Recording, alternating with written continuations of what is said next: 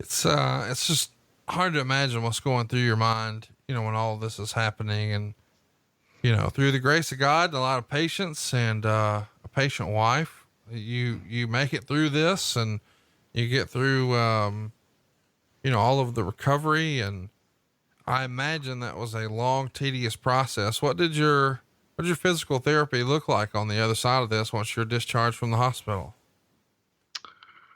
Well, I know he's out there somewhere. I hope he is. I don't know if he's passed or not. Before we go forward, I just want to say, and as much as anyone else in the medical field, forget, my wife, she's my rock.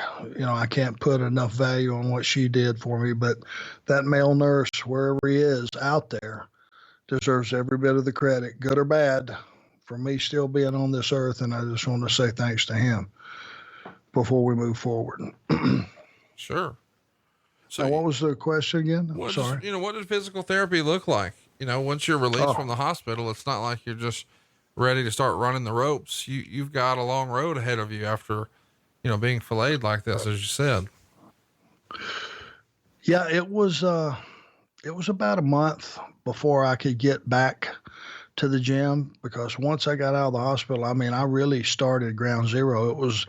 It was a question of like the first week of rehab was just me being able to get up and walk from the bed to the wall in my bedroom. And it wasn't that big. It's not like a Conrad palatial home we're talking about here.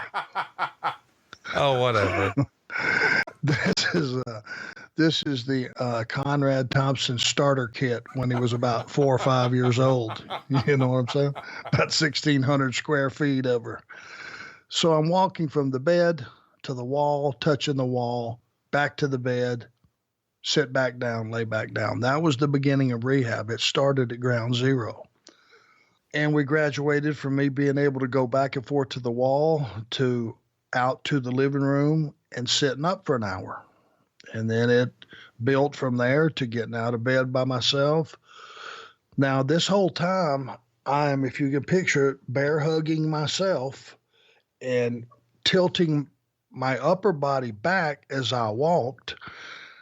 So that kept the weight of my arms, if you left them hanging at your side, pulling on that incision. Can you picture that in your head? Yeah.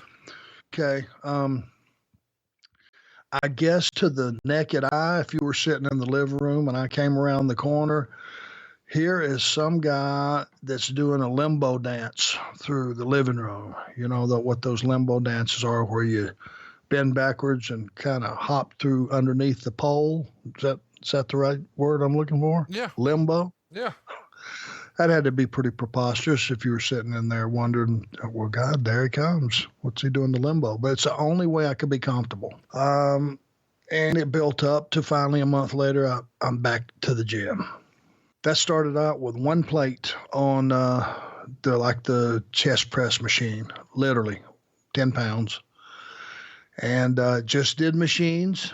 And ever since that hand shut down that day and Halloween Havoc, I've not been able to do dumbbells because my grip is still the shits. But I just use machines. I became totally dependent on machines.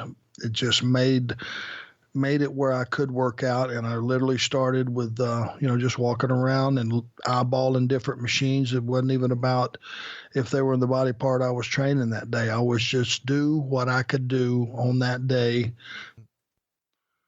to get through the workout.